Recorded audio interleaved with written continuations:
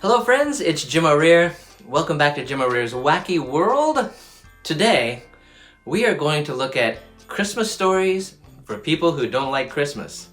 Yes, these are actually some stories that you can pick up yourself at your local bookstore. And if you're like me, I am a Halloween guy. I'm not a Christmas guy. I like Christmas for like the lights and decorations, and I like it for the kids and things like that. But I'm not big on the holiday. But I do like untraditional twists on the holiday. And there are quite a few Christmas stories out there for people that don't like Christmas. And I thought I would just let you look at a couple of them that I like out of the vast majority and see if you've heard of these or not. And if you haven't, and you're like me, you may want to check them out. So, we're going to start with a book called The Last Christmas. It's fantastic. Here's a little info. The Last Christmas is a fantastic story full of depression, grim murder, humor, and uplifting redemption, all combined in one. And one of the guys behind it is Brian Posehn, the comedian, and it's a post-apocalyptic tale where things have happened in the world and marauders have taken over and destroying everything. There are a lot of mutants and zombies running around, but some people have still survived and have kept the Christmas tradition alive. But as time goes on and the world gets worse and worse, people start losing their faith in Santa and Christmas. So the marauders decide to go on a siege against Santa at the North Pole, and they attack his shack. They kill a lot of his elves. They destroy several of his reindeer just to bring him down. But the worst part of the whole thing is that when they get into Santa's house, they kill Mrs. Claus. And this sends Santa completely over the edge, and he can't handle it. He becomes a drunkard and a drug addict and just spirals out of control. So after Santa kind of spirals out of control, he decides he cannot go on and declares that he's had his last Christmas. And he goes out and tries to kill himself in multiple ways, multiple times. And each suicide attempt fails, and he can't figure out why. Well, some of the surviving elves figure out that it is because there is still one boy in the world that believes in Christmas and Santa. And as long as that one boy still believes in Santa, Santa cannot die. So Santa takes it upon himself to go out and murder this boy. So he tracks the boy down with all intentions of killing him with a chainsaw, and at the last moment realizes he can't do it. He can't kill the boy. But what he does do is he destroys that boy's faith in Christmas and Santa, adding to Santa's depression. So Santa retreats back to the North Pole to go into hiding. But not long after that, he hears that the marauders have a plot to go out and kill the boy themselves. And Santa says, I can't have this. I've got to help this boy.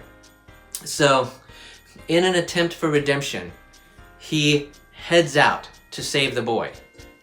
So, Santa gathers his remaining elves that are alive, and they set out on a mission across the world to rescue the boy.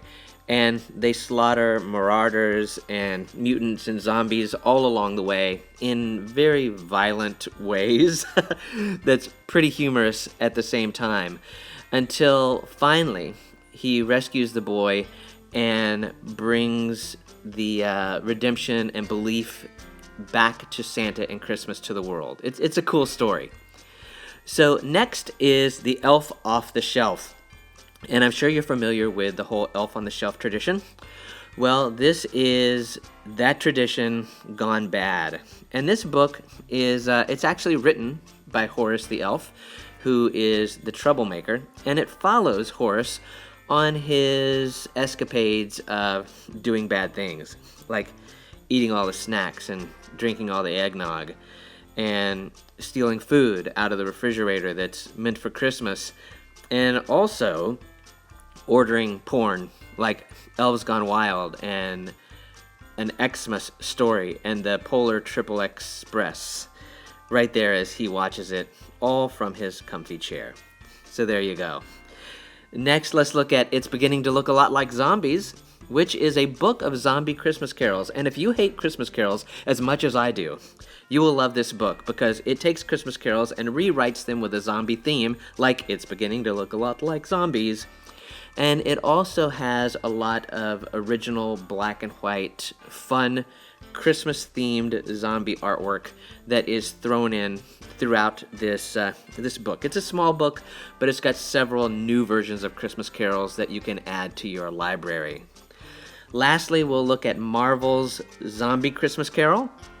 And I won't talk a whole lot about this because 99% of the world is familiar with Dickens' Christmas Carol tale. And this is that, except with zombies, and set in an apocalyptic zombie-type world, with the ghosts all being zombies, and showing Scrooge how much worse the world can be in this zombie apocalyptic type place. The best part of this is the artwork. It's got fantastic artwork that is very haunting and beautiful at the same time. So this whole series is worth it just to look at this gorgeous, gorgeous artwork that Marvel has put together in A Zombie Christmas Carol, a new version of the classic tale. And there are a few books that you can get at your local store that are Christmas stories, Christmas things for people that don't like Christmas, like me. I think you'll enjoy these. My favorite is The Last Christmas of all of them. Gotta check that out. But anyway, I hope you have enjoyed this video. If you have, maybe I'll make another one focusing on some more oddball Christmas stories and things. But if you have liked the video, click that like button to let the powers that be know that you like the video. And while you're at it, click on follow or subscribe and you will be notified when I upload new videos. So thanks again for watching and we'll see you next time.